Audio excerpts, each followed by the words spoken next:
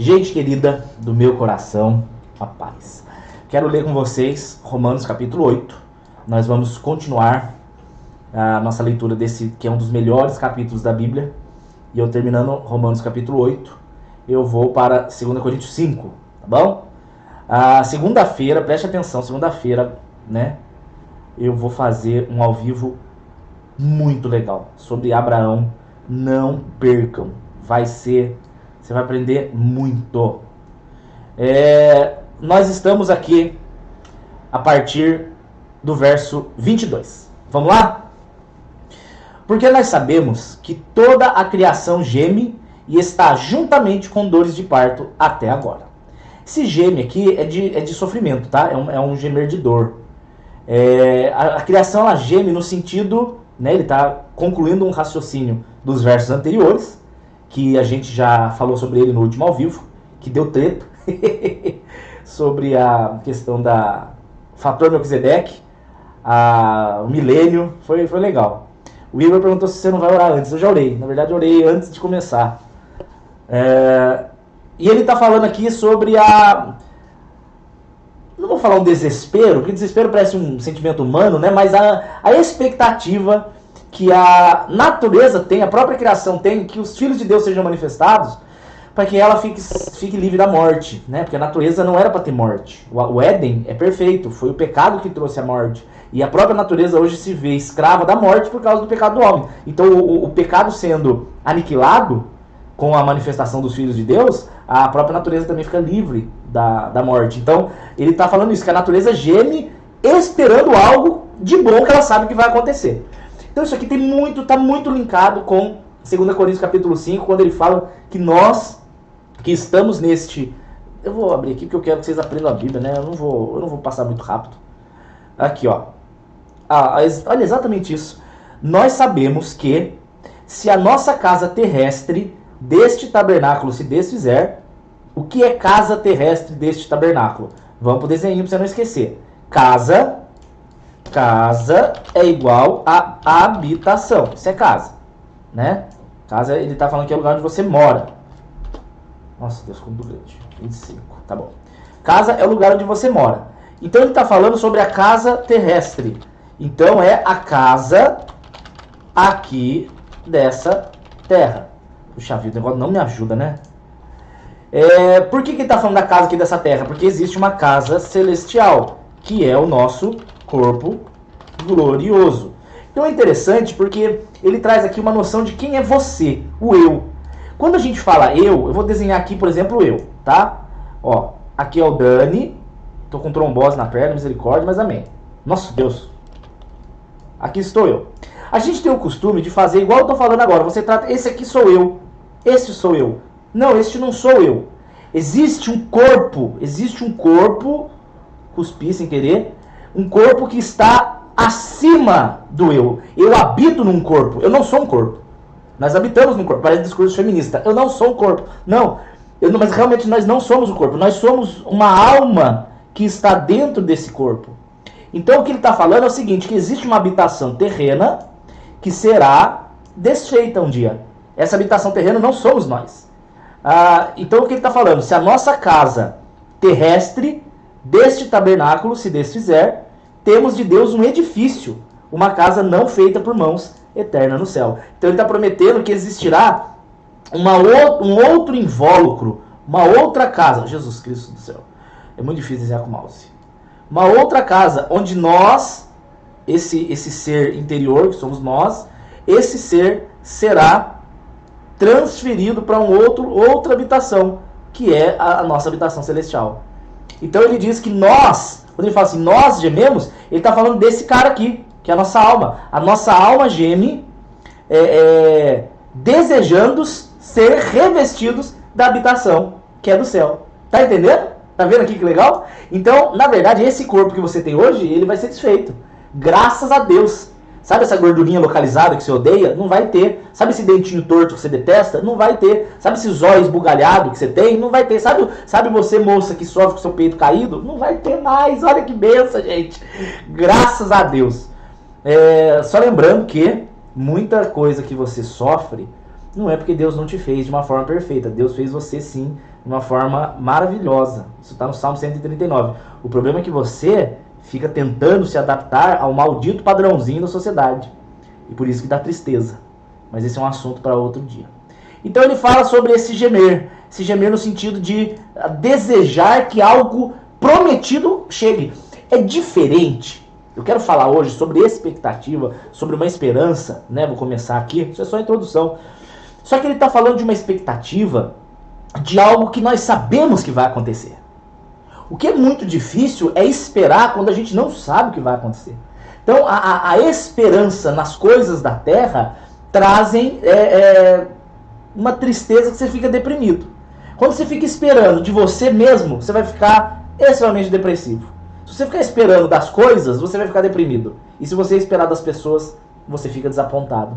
Mas aquele que espera no Senhor nunca tem a sua esperança, a sua expectativa, a Bíblia diz, malograda. Malograda significa você se decepcionar, você não vai, nunca vai ser malogrado. Por quê? Porque a esperança naquilo que Deus promete é garantida. É garantido que Deus vai cuidar de você. É garantido que Ele vai enxugar suas lágrimas. É garantido que Ele vai tirar de você o que não serve. É garantido que o plano de Deus para sua vida é o melhor. Isso é garantido. O problema é que não é garantido quando. E a gente sofre pelo quando. Só que você não tem que sofrer pelo quando, porque é garantido que vem. Então é como se fosse uma entrega do Wish. Vocês já compraram alguma coisa no Wish? Eu comprei esses dias, deixa eu mostrar pra vocês. Ai, meu Deus, aqui, consegui.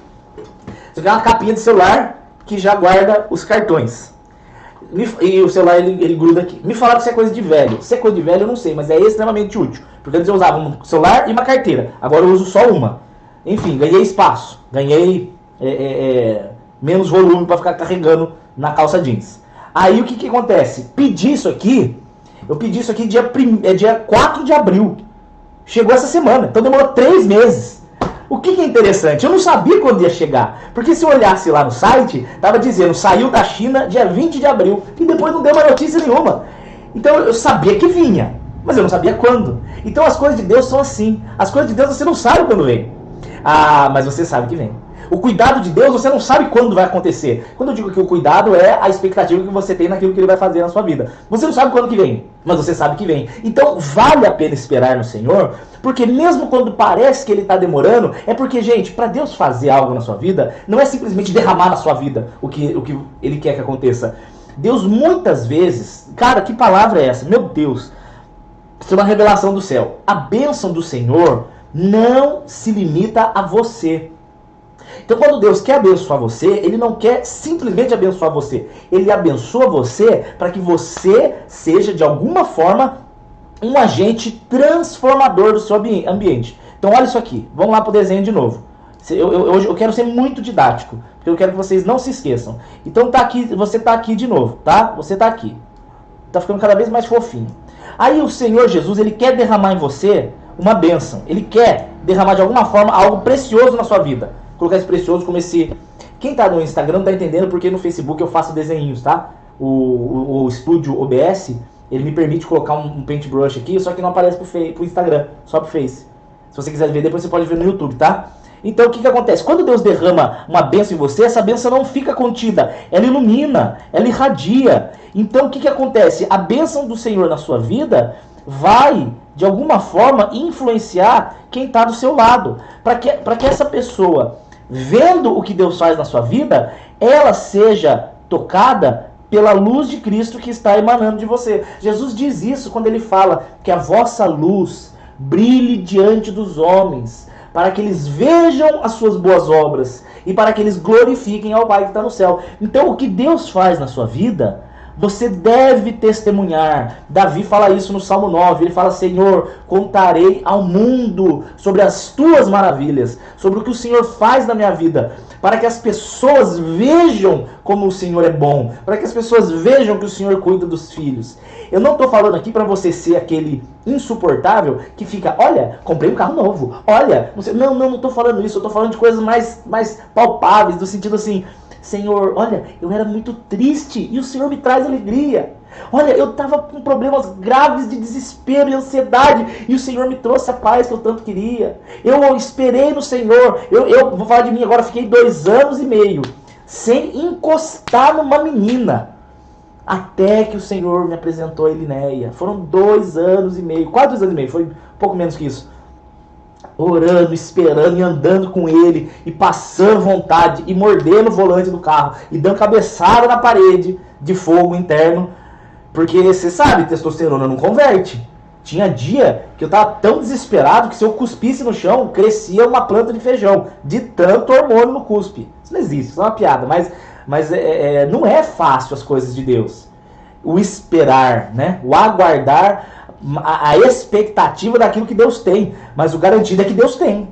Deus tem o melhor pra gente. Essa garantia é a garantia que nos faz esperar. Então a criação geme e está juntamente com dores de parto até agora. Por que a dor de parto? Exatamente o que eu estou falando. A mulher ela tem a dor de parto, mas ela sabe que a hora que nascer a criança a dor para. Então nós às vezes temos dores de parto por ter que obedecer ao Senhor, por ter que fugir de pecado, por ter que resistir tentação, por ter que ser zombado, por ter que dizer não para as coisas que desagradam. Dói, mas é a dor de parto. Por quê? Porque isso está gerando um bebê.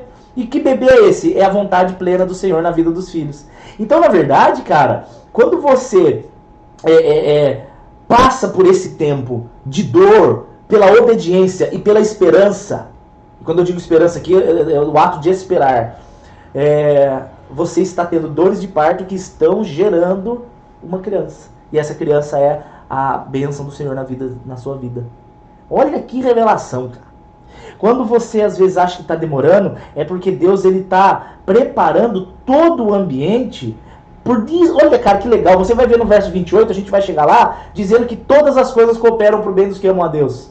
Então, o que quer dizer que todas as coisas cooperam? Quer dizer que quando Deus quer fazer algo na sua vida, não é simplesmente na sua vida.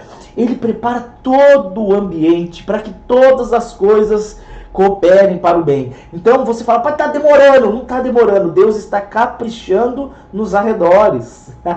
Eu gosto dessa expressão. Deus demora? Não, ele capricha nos arredores para que quando a bênção chegue, ela tenha o seu fim, não em você mesmo, mas o seu fim na vontade dele, para o ambiente. Isso que eu estou falando para vocês só é possível com muita maturidade mental. Porque senão você surta, senão você quer botar as suas mãos, senão você quer tomar decisões achando que é da vontade de Deus e não é. E aí que vem aquela pergunta, como saber que é da vontade de Deus? Só observando os detalhes. Você tem que clamar a Deus, pedir direcionamento sempre e observe os detalhes. Você vai ver que pequenas coincidênciazinhas vão acontecendo. Você vai ver que coisinhas no redor ali vão, de alguma forma, agindo de um jeito que só pode ser Deus. É muita coincidência, sabe? E as coisas acontecem. Vamos continuar aqui.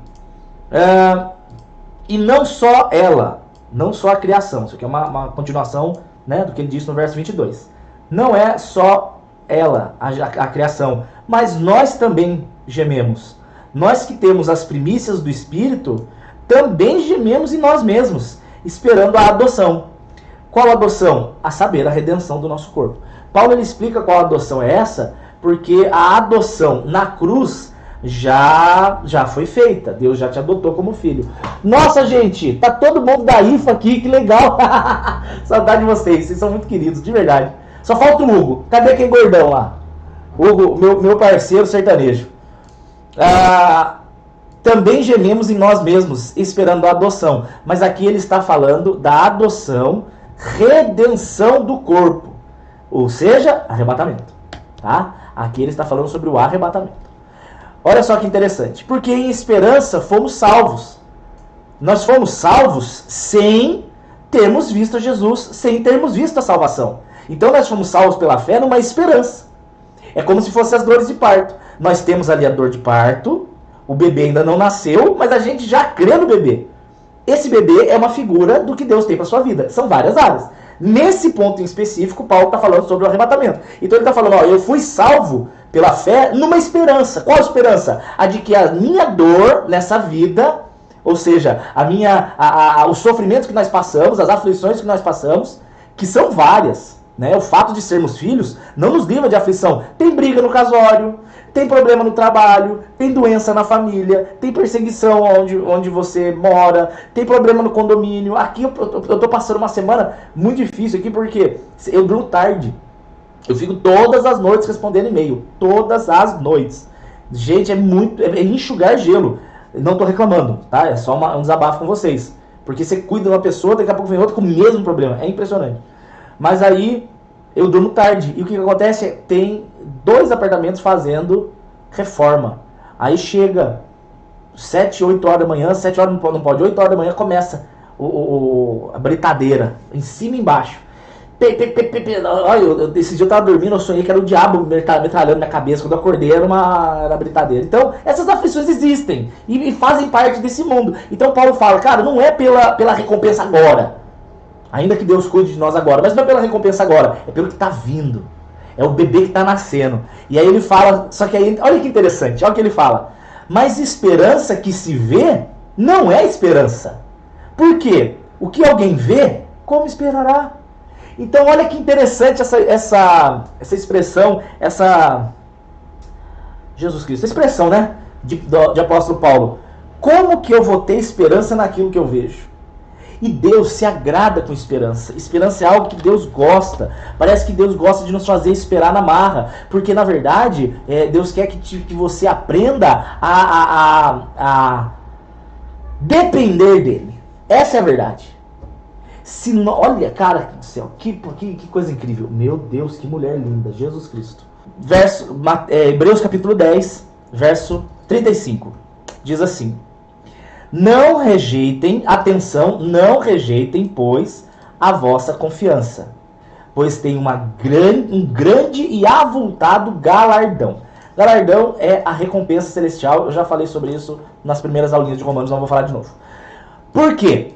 Porque necessitais de paciência. Deus fala que nós necessitamos aprender a esperar. Por quê? Se você não aprender a esperar, você automaticamente se torna um filho mimado e você passa a tratar Deus como uma máquina cuspidora de milagres. Vou te explicar. Você está com um problema. Aí você ora, Senhor, estou com um problema. Aí a resposta vem na hora. Pá! Aí você fala, obrigado, Deus. Aí você tem outro problema. Você fala, Deus, preciso de um milagre. Pá! Você pega de novo. Na 3ª, 4ª vez, você já esqueceu que Deus é seu pai. Você já não se acostumou que Deus é seu pai. Hugo, meu querido, um beijo pra você. Te amo, barbudo. Você se esquece que Deus é seu pai. Você começa a tratar Deus como sendo aquele que é responsável pelos meus milagres. Eu só busco a Deus porque eu quero meus milagres. Mas espera aí, intimidade, e conhecimento, e crescimento da graça. Não tem, eu quero os milagres. Então Deus ele vai te fazer esperar de propósito, para você aprender a ser dependente e íntimo dele, e não viciado nas respostas. Caramba, velho. Isso é muito verdade. Eu vou te dar um exemplo. Eu fui hoje, como é que fala? Quando descarrega a bateria, dá uma carga na bateria. Enfim, descarregou a bateria do meu carro, aí apareceu um sinalzinho lá, eu levei no mecânico, amigo meu ali, para me salvar. Desculpa, gente, eu não queria dar susto em vocês, foi sem querer, mas é pra vocês ficarem espertos aí. E aí levei o carro pra arrumar. Aí o cara, o dono do lugar, chegou, eu não conhecia ele, eu conhecia os funcionários top, pessoal muito gente boa. Aí chegou o dono, aí o dono começou a conversar comigo, sabe quando você se identifica com a pessoa? Sabe quando você se dá bem com alguém? Enfim, eu gosto de falar pra caramba, mas nem todo mundo gosta de conversar muito. Esse cara gostava, ele falava até mais do que eu, se isso que é possível. Aí você fala mais do que eu, mulher, você não vai encher o saco não. Absurdo. Aí, começamos a conversar e tal. Aí ele me contou uma coisa que eu achei muito interessante. Muito interessante. Olha aí. Ele falou assim pra mim, Pastor Dani, eu hoje não tenho o bom sucesso que eu tinha. Eu era muito bem sucedido há 10 anos atrás. Ele estava me contando a história dele. Ele tem a fábrica de Jesus Cristo, eu tô burro hoje. A distribuidora de pneus, né? Que era uma loja que mexe com pneu e coisa elétrica de carro. Aí ele pegou e falou pra mim, nossa, Pastor Dani, há 10 anos atrás eu tinha muito mais dinheiro. Aí, gente, voltando só aqui. eu tava lá então com ele e ele contando pra mim que ele era muito bem sucedido, ele era muito rico, né? Uma casa muito grande. E aí ele me comentou uma coisa que marcou pra mim. Ele falou assim: mas pastor, os meus filhos estavam no quarto deles e eu ligava pra eles por interfone pra gente conversar. Ele tava me contando. E hoje, que eu não tenho mais o dinheiro que eu tinha, mas é um cara bem de vida, tá? É que ele era muito bem de vida. Aí ele falou assim: e hoje que eu não tenho mais a vida que eu tinha, né? Hoje a gente almoça junto, a gente janta junto. Hoje a gente convive, né? A gente é amigo, eu e meus filhos. E eu achei interessante porque ele me contou, né? Quando eu perguntei: mas e Jesus na sua vida? Aí ele falou assim pra mim, acabou essa conversa dos filhos, né? Aí a gente começou a falar de Jesus. Eu falei: mas e como é que é a conversa sua com Deus, tal? Aí ele: pastor, eu acordo de manhã e eu agradeço a Deus pelo meu dia. Eu não acordo sem falar com Deus, sem agradecer a Deus. Eu falei: mas você conhece a Bíblia? Você conhece a palavra? Você conhece o que Deus quer pra você?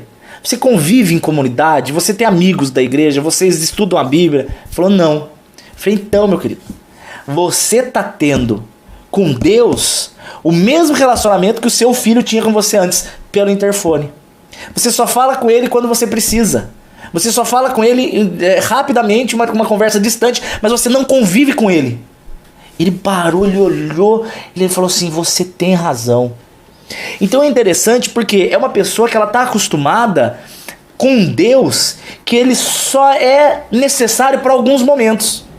Então, para Deus não se tornar esse tipo de gente na sua vida, esse tipo de pessoa na sua vida, ele vai te fazer esperar, para que você aprenda a ter intimidade e não vício nas bênçãos. Então você vê pessoas que não andam com Deus, não oram, mas tem um probleminha, tá lá na igreja e faz a campanha, e faz isso, e busca, e luta. Aí quando Deus responde que ela precisa, abandona. Então o que Deus está ensinando aqui nesse comecinho do capítulo 8, do estudo de hoje, né, do capítulo 8, é que é necessário esperança. Deixa eu terminar o Hebreus 10:35. Para que, depois de vocês terem feito a vontade de Deus, aí vocês alcancem a promessa. Então a promessa, gente, é uma consequência de esperança. Não, a promessa ela não é alcançada na hora que você ora. Você vai orar e Deus já vai te dar. Não, você vai orar e Deus vai começar a agir no teu coração, a moldar o teu coração, a moldar o ambiente, para aí sim a criança nascer da forma correta, da forma perfeita. Entendeu? Top demais. Vamos lá, o que mais aqui que eu preciso falar? Oi, bem. Top das galáxias. Se esperamos o que não vemos, esperamos com paciência. E da mesma, agora que eu vou entrar na palavra de hoje, verso 26. E da mesma maneira, o Espírito nos ajuda nas nossas fraquezas. Senhor Jesus, fale conosco. Da mesma maneira, o Espírito ajuda nas nossas fraquezas, porque não sabemos o que havemos de pedir como convém, mas o mesmo Espírito intercede por nós com gemidos inexprimíveis. Inexprimíveis são gemidos que você não consegue ouvir com seus ouvidos humanos, tá? Agora, o que é interessante aqui? Da mesma maneira, o Espírito nos ajuda nas nossas fraquezas. É aqui que eu quero focar agora. Gente, fraqueza aqui é um sinônimo de pecado. Mas a palavra fraqueza, né, é um sinônimo de pecado, dificuldade que você tem em alguma área. Só que, de acordo com esse texto, a fraqueza aqui é a incapacidade de esperar. O foco de Paulo aqui é a incapacidade de esperar. Eu sinto que ele escreveu o verso 26 dele mesmo. Eu sinto quando eu leio isso aqui. Porque ele fala no verso 24 e no verso 25 sobre esperança. E no verso 26 ele fala: mas o Espírito nos ajuda na nossa fraqueza. Então parece que ele está falando sobre uma fraqueza da nossa ansiedade. A fraqueza da nossa incapacidade de esperar. A fraqueza na nossa dificuldade de aguardar o tempo certo de Deus. Então qual é o conselho que ele dá aqui? Como que nós vamos suportar as nossas fraquezas, principalmente a incapacidade de esperar. Ele fala assim, sabendo que o Espírito Santo intercede por nós, mas olha só, que aquele que examina os corações sabe qual é a intenção de Espírito, e é ele que, segundo Deus, intercede pelos santos.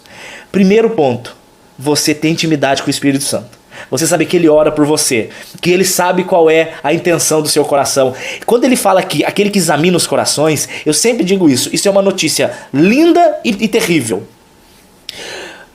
Eu vou falar para vocês uma estatística da minha cabeça, mas 90% das pessoas que me dizem só Deus pode me julgar, deveriam estar desesperadas. Porque a pessoa que fala só Deus pode me julgar, 90% das vezes, para mais, são pessoas que estão em pecados e não suportam ser exortadas. Aí você exorta, ela fala, não julgueis, só Deus pode me julgar. Então 90% das pessoas que falam isso deveriam ter medo. Porque Deus examinar o coração, para filhos é uma delícia, para ímpios é um terror. Porque o mesmo Deus que sabe o que você precisa, sabe a maldade que habita aí. Então você pode saber que Deus conhece os teus sonhos, mas Deus conhece a tua maldade. Deus sabe o que você precisa, mas Deus sabe quais são suas más intenções. Deus sabe o que te faz bem, o que te faz mal, o que te faz chorar, o que te faz se alegrar. Deus sabe, Ele conhece, Ele examina os corações. Mas Ele também sabe aquele que o busca porque o ama e aquele que o busca por interesse. Ele sabe. Então examinar os corações é algo lindo ou terrível. Para quem ama Deus, eu, por exemplo, amo a Deus, sou um miserável, preciso da graça de Deus todos os dias, sou falho pra caramba. Se vocês querem olhar pra mim como exemplo, olhem o meu exemplo de amar a Deus, mas não o exemplo das coisas que eu faço, porque eu posso vir a errar. E aí, se você depender da minha vida santa pra você ter vida santa, você vai se decepcionar. Porque eu sou humano, eu erro. Mas a diferença é que eu não quero errar, quero acertar, quero estar com Deus, e Deus sabe disso. Deus sabe muito bem aquele que chega na igreja, levanta a mãozinha, ouve pregação, meu Deus, fala bem, meu Jesus Cristo, que coisa linda, que postura, abençoa, cuida dos pobres, muito educado, mas Deus sabe quem que ele é na hora que ninguém tá vendo. Por outro lado, tem aqueles caras que são explosivos, que fala, que arranja problema, que briga, mas depois perdoa e abraça, são mais explosivos. Às vezes as pessoas julgam mal, mas Deus sabe que o coração dele é sincero. Judas e Pedro. Judas era de uma postura. Judas é um gentleman. Uma vez eu estava assistindo uma palavra do Augusto Cury, e ele falava que, do ponto de vista psicológico, Judas era o mais... o menos perturbado. Essa é a palavra. O menos perturbado dos discípulos era Judas. Ele era o mais mentalmente estável. Então é aquela pessoa que você olha, meu Deus, que pessoa incrível, mas no fundo, um falido. Agora você olha o Pedro estressado, Pedro nervoso, Pedro cortava a orelha, Pedro era louco, mas amava Jesus de coração. Jesus, eu não vou te negar. Vai negar, verdade, eu neguei. E aí volta, sabe? É isso que ele examina os corações. Agora eu quero falar com vocês sobre fraquezas. Eu quero falar com vocês sobre fraquezas. Olha essa foto aqui. Gente o pessoal do Face vai conseguir ver. O pessoal do Instagram não, infelizmente. Isso aqui é um avião da Segunda Guerra, tá? Os engenheiros aeronáuticos pegaram todos os aviões que voltavam da guerra e eles olhavam aonde que os aviões estavam danificados. Vocês estão vendo aqui? Esses pontinhos vermelhos é uma média de onde eles foram atingidos. E aí um dos engenheiros, né, os engenheiros mais novos ali, começaram a falar assim, gente, nós temos que reforçar essas partes, porque essas partes aonde eles levaram tiro, é nessas partes que nós temos que reforçar. Aí todo mundo achou boa a ideia. Só que aí um engenheiro mais velho, que é mais sábio, falou, não, vocês estão errados. Esses aviões, eles voltaram com essas marcas de tiro, quer dizer que essas marcas de tiro não derrubaram os aviões. O que nós temos que fazer é reforçar as partes que estão sem tiro, porque muito provavelmente essas partes foram acertadas e os aviões caíram, por isso que eles não voltaram para cá. Eu achei isso aqui muito interessante, porque muitas vezes a gente fica agindo na onde a maioria das pessoas é atacada, ou a gente fica vendo quais são os problemas dos outros, mas você tem que reconhecer o que faz você cair. Eu não preciso ouvir, por exemplo, uma pregação ou lutar contra embriaguez. Porque eu não sou atraído por álcool, eu não gosto de bebida. Se eu tomo um pouquinho, já passo mal. Agora, tem outras áreas onde eu percebo que eu preciso ser amadurecido. Então, se você olhar esse avião como se fosse a sua vida, você não tem que olhar necessariamente a área onde você mais é atacado pelo diabo. Por exemplo, muitas pessoas brigam comigo, muitas. Só que, cara, eu não sofro com briga. Então, a ira não é algo que assim, eu preciso focar tanto, né? Porque não é algo que me derruba. Você tem que identificar o que te derruba. O que derruba você? Carência derruba você? A incredulidade? Pornografia? Fofoca? Você gosta de uma fofoca? Problema de autoestima? Problema de aceitação? Problema de culpa? Cara, aonde que o seu avião cai? Quando você reconhece, é o início da cura que Deus tem para sua vida. O problema é que as pessoas, elas acham vergonhoso reconhecer para Deus a fraqueza. Eu conheço pessoas que quando elas vão orar é uma falsidade. Senhor, muito obrigado pelo meu dia, guarde a minha família e os meus filhos, amém. Essa é a oração do cara. Não, meu filho, Deus não quer essa oraçãozinha Nutella, não. Deus quer ver você ajoelhado e falando, Senhor, olha, eu tô com problemas. Senhor, eu tô com vontade de assistir pornografia. Eu tô com vontade de roubar. Eu tô com vontade de usar droga. Eu tô com vontade de bater em alguém. Eu tô com vontade de brigar. Senhor, eu não aguento mais xingar no trânsito. Eu não aguento mais, Senhor, eu não aguento mais ser preso na cerveja. Eu não quero mais, sabe? Então você chega pra Deus, não tratando Deus como sendo um professor que você precisa enganar de que você fez o trabalho de casa, quando na verdade você não fez o trabalho de casa. Ele sabe que você não fez o trabalho de casa, você não engana ele. Então chegue para Deus e rasgue o seu coração e fala, Senhor, olha, não consigo amar o meu marido, não consigo amar minha esposa. Senhor, estou com raiva do meu pai, estou com raiva da minha mãe. Senhor, eu não aguento mais esperar o meu emprego. Senhor, eu tô achando que o Senhor demora e eu tô perdendo a fé no Senhor. Cara, rasgue. A fraqueza deve ser exposta. A fraqueza para Deus deve ser exposta. Eu poderia falar muito tempo sobre isso, mas não vai dar tempo. Vocês lembram de Naamã, o general sírio que foi atrás do profeta? Eu sempre confundo se é Elias ou Eliseu. Por que a Bíblia coloca dois caras com o mesmo nome, né? Naamã, quem que foi? Se é o Eliseu ou Elias? Ai, Jesus Cristo. Eliseu. Tá. Vou tentar não esquecer, mas eu vou esquecer. Ok. Profeta Eliseu. Naamã, quando ele chega diante de Eliseu para ser curado da lepra, Eliseu fala para ele, toma um banho 7 vezes.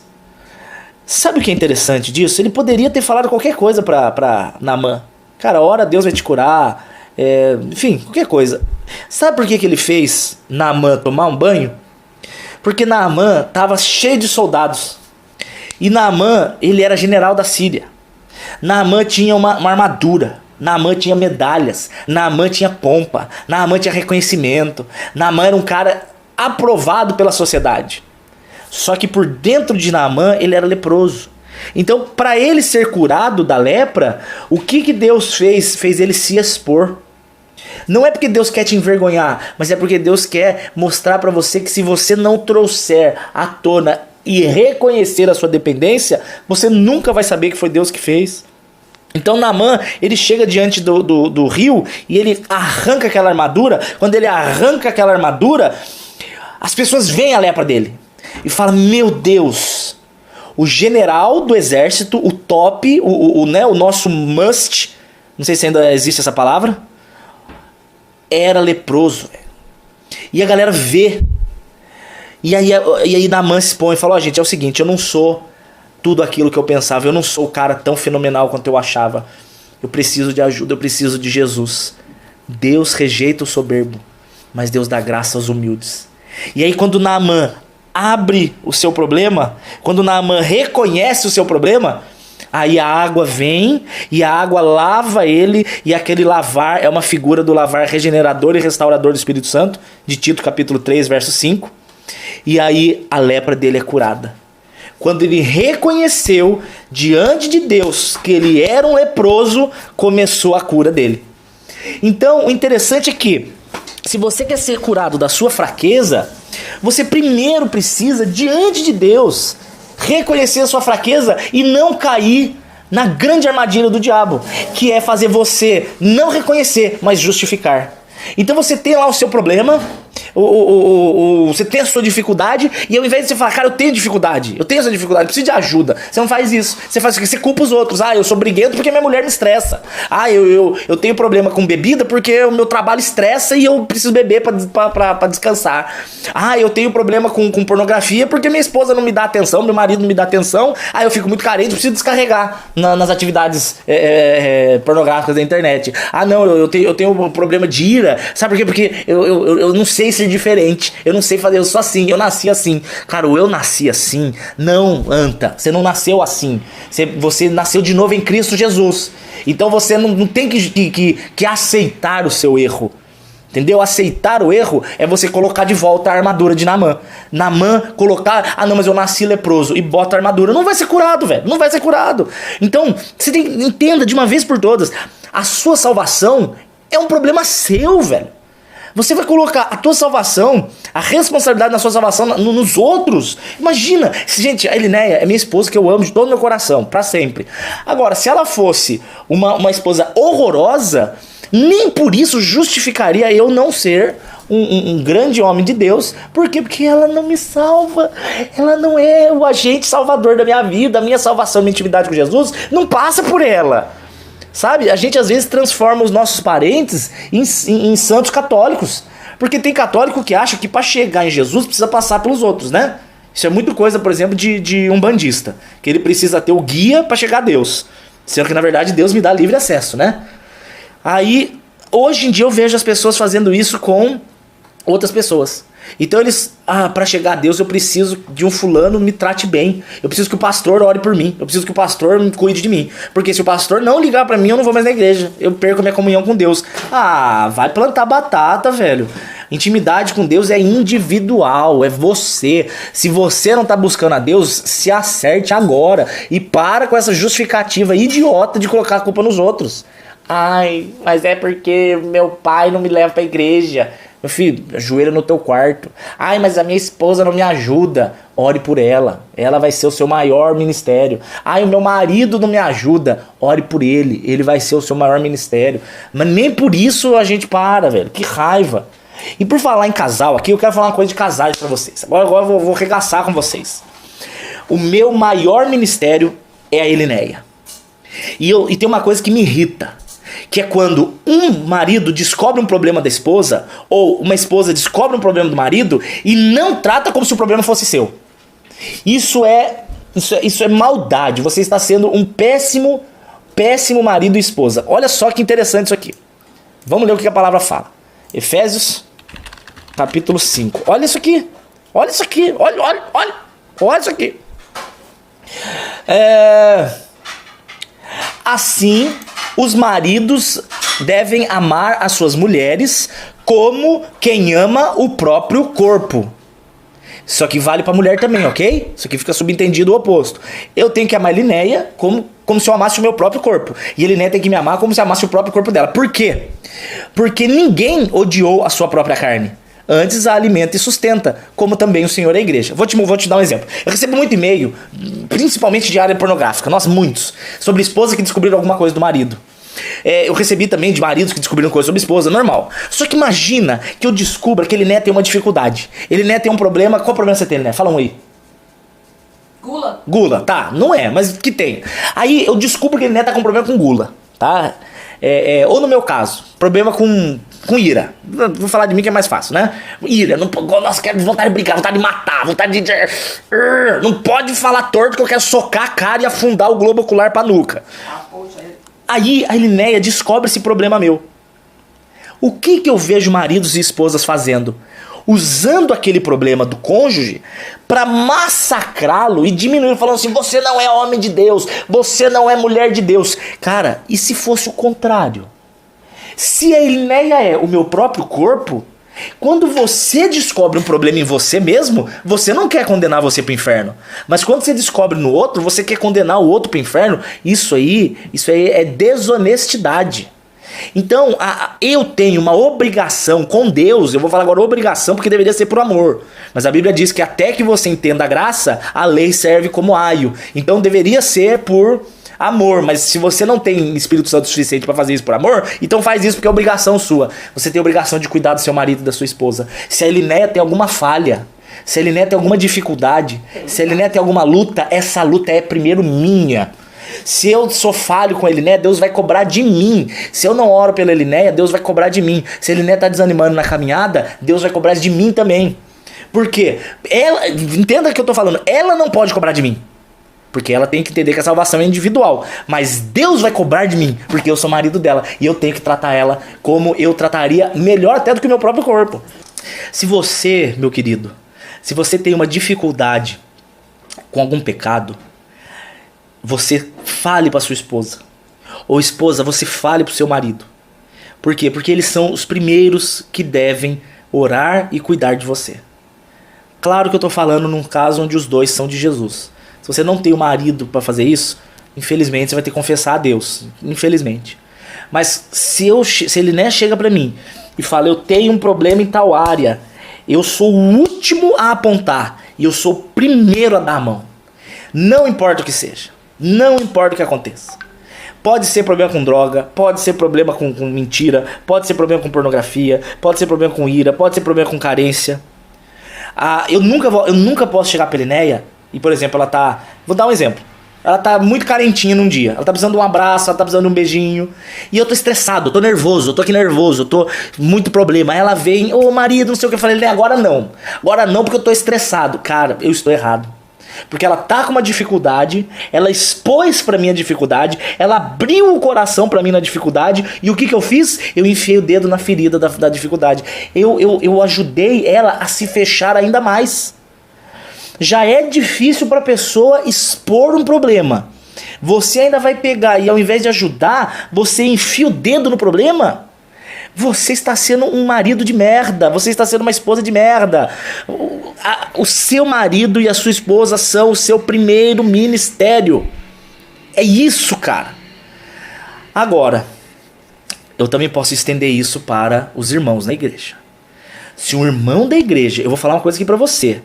Se você abrir o coração do seu irmão que abriu para você, para outra pessoa, você é maldito, ok? A Bíblia diz em Provérbios capítulo 6 que Deus odeia assassinato, Deus odeia mentira, Deus odeia coração mau, beleza.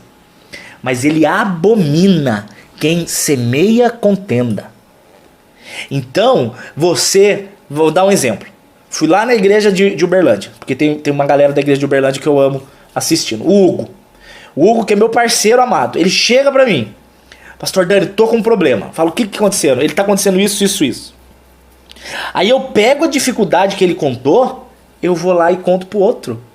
Eu exponho a dificuldade dele. Eu sou maldito. Deus abomina isso. E outra coisa, ele vem e conta pra mim o problema. Aí o que eu faço? Que absurdo!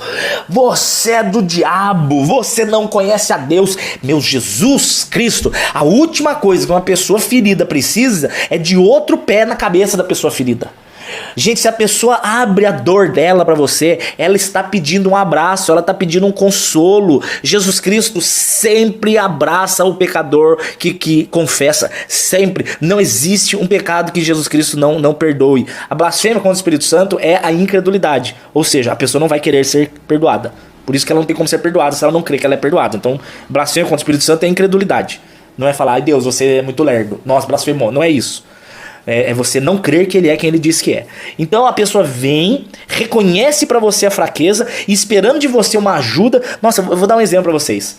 Uma vez, eu tava numa reunião de uma igreja, e eu tava com um problema sério. Eu sempre fui um crentinho muito bonzinho, até meus 18, 19 anos. Aí eu comecei a ganhar muito dinheiro na fábrica, e aí eu virei um demôniozinho dentro da igreja. Reconheço. Se alguém contar coisas ruins de mim pra você, é verdade. E inclusive eu sei coisas até piores, tá? É tudo verdade que contarem, mas faz parte de um passado morto na cruz, graças a Deus. Aí eu tava numa dificuldade porque eu conhecia a palavra, mas eu também tava adorando as coisas do mundo, eu tava gostando daquele clima, sabe? De mulherada, de festa, e ser desejado, e carro chique, eu tava gostando muito daquilo. Aquilo prende. Só que ao mesmo tempo eu curtia, mas quando eu voltava pra casa eu chorava, mas eu não tinha pra quem contar, velho. Quem que ia me aconselhar, quem que ia me ajudar? Porque na igreja eles olhavam pra mim como sendo, puxa, o Dani é um menino de Deus. E o medo de perder? O medo de perder a imagem de menino de Deus era o Naamã fechando a armadura pra ninguém ver a lepra dele. Eu lembro que um dia eu não tava aguentando mais. E eu falei numa reunião com algumas pessoas. Falei, gente, eu tenho um amigo que ele ama Deus. E ele tá buscando a palavra, ele lê a palavra, ele gosta muito da presença, ele ama Jesus. Mas ele tá com problema, com mulherada, com bebida, com uma festa, com a noite.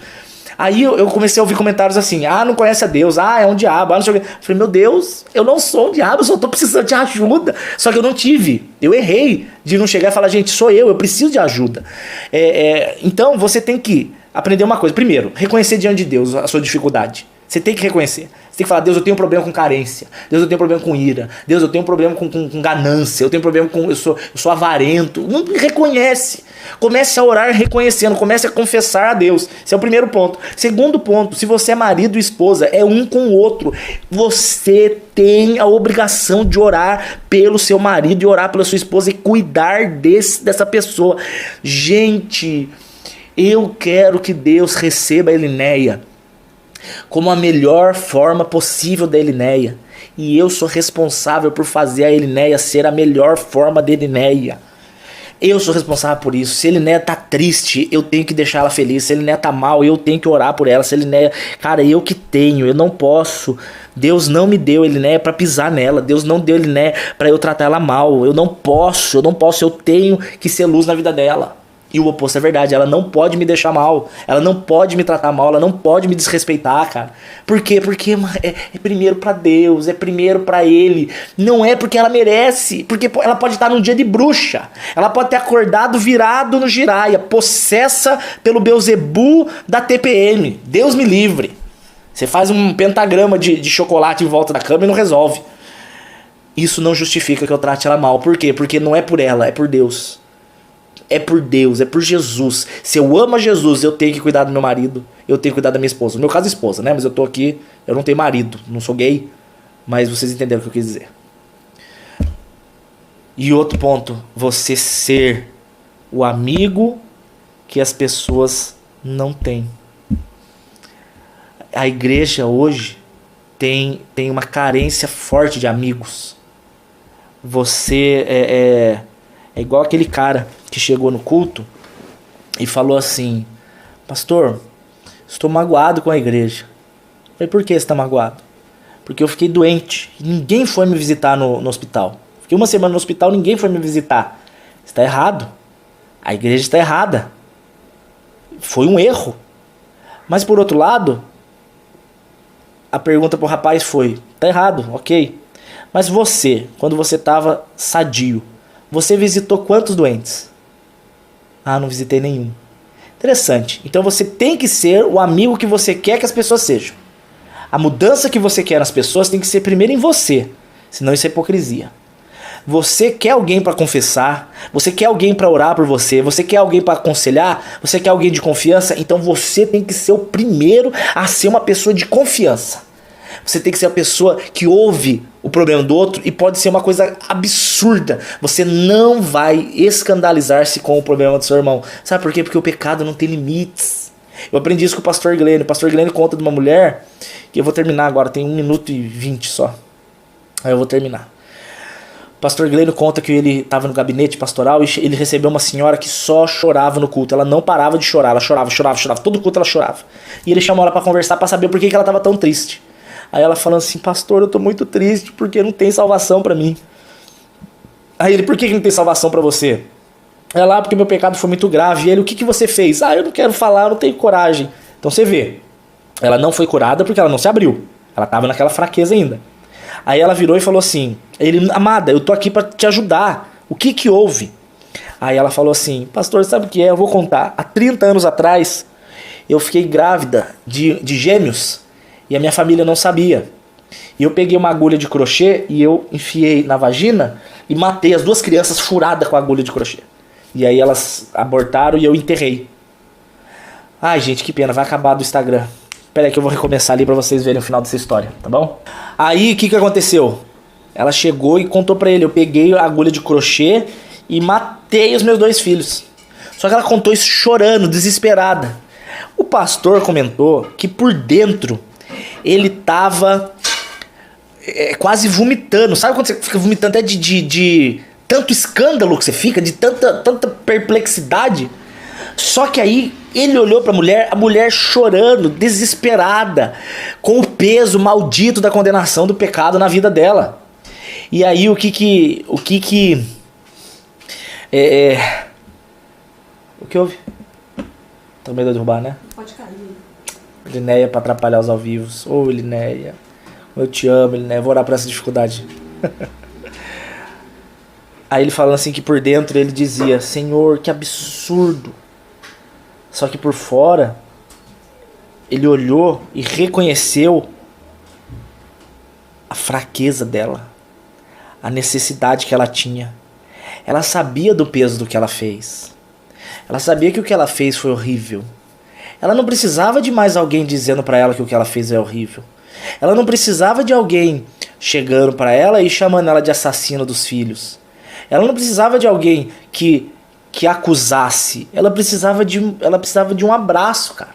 Ela precisava de um conforto, ela precisava de uma defesa. Ela precisava se sentir amada.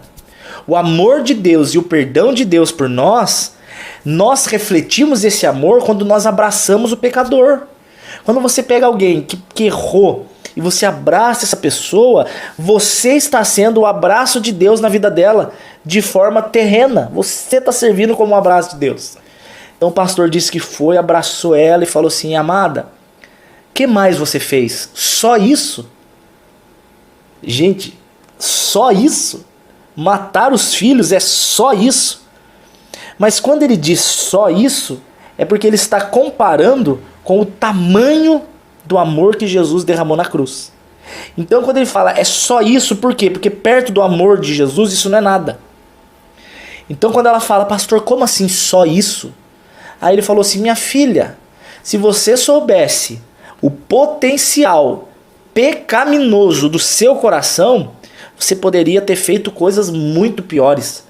Se o seu pecado é esse, Deus já te perdoou. O sangue de Jesus te purifica. Foi a cura dela. Essa mulher hoje é alegre. Essa mulher hoje ela sorri. Essa mulher hoje ela é curada. E é interessante que a pessoa curada, ela passa a ser curadora de outros. Com o mesmo consolo que você foi consolado, 2 Coríntios capítulo 1. O mesmo consolo que ela foi consolada, ela passa a consolar os outros. Então você tem 2 opções, cara. Ficar fechado na sua fraqueza e ser uma pessoa amarga e agressiva com as outras, ou você ser uma pessoa que reconhece diante de Deus a sua fraqueza, busca o Espírito Santo para te curar naquela área, confessa com quem te ama, e aí você é curado e passa a curar. Quando Paulo fala em 2 Coríntios, é 11 ou 12, agora me confundi. A força se aperfeiçoa. Minha graça. A graça se aperfeiçoa na fraqueza. Eu não lembro se é 11 ou 12. É 12. 2 Coríntios 12. Quando Paulo fala assim, que Deus disse para ele, na verdade: a minha graça te basta, porque o meu poder se aperfeiçoa na fraqueza. E aonde eu sou fraco, aí eu sou forte. Por quê? Por que aonde eu sou fraco eu passo a ser forte? Porque naquilo que eu sou fraco é como a imagem do avião. As áreas que não foram metralhadas foram as áreas que derrubaram os outros aviões. Entende? Essas áreas em vermelho foram atingidas, mas o avião voltou para o hangar. Então, na verdade, tem que ser fortalecido as outras partes. Então, aonde você reconhece o seu problema, o meu problema é nessa área. Então, nessa área, você passa a buscar a Deus, a confessar a sua dificuldade, buscar ajuda, incentivar ali a intimidade com o Espírito Santo naquela área, fugir do que te incomoda naquela área, e aí naquela área a que você era refém, você passa a ser expert. Então você vai falar sobre câncer com quem foi curado. Você vai falar sobre casamento com um casal que venceu dificuldades. Você vai falar sobre sexualidade com quem venceu os problemas sexuais. Só que como que eu vou saber que a pessoa venceu se ela nunca confessar, se ela nunca contar?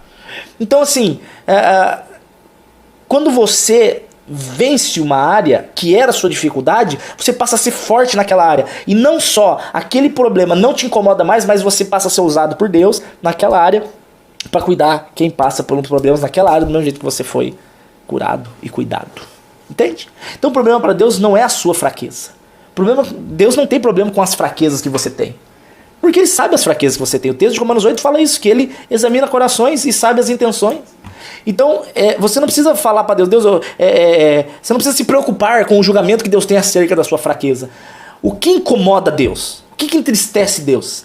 É quando você não traz para Ele, quando você não confessa aquilo que você sabe que é pecado, Ele sabe que é pecado e Ele pode te ajudar. Mas por uma negligência sua, uma não dependência sua, Deus não vai te tratar.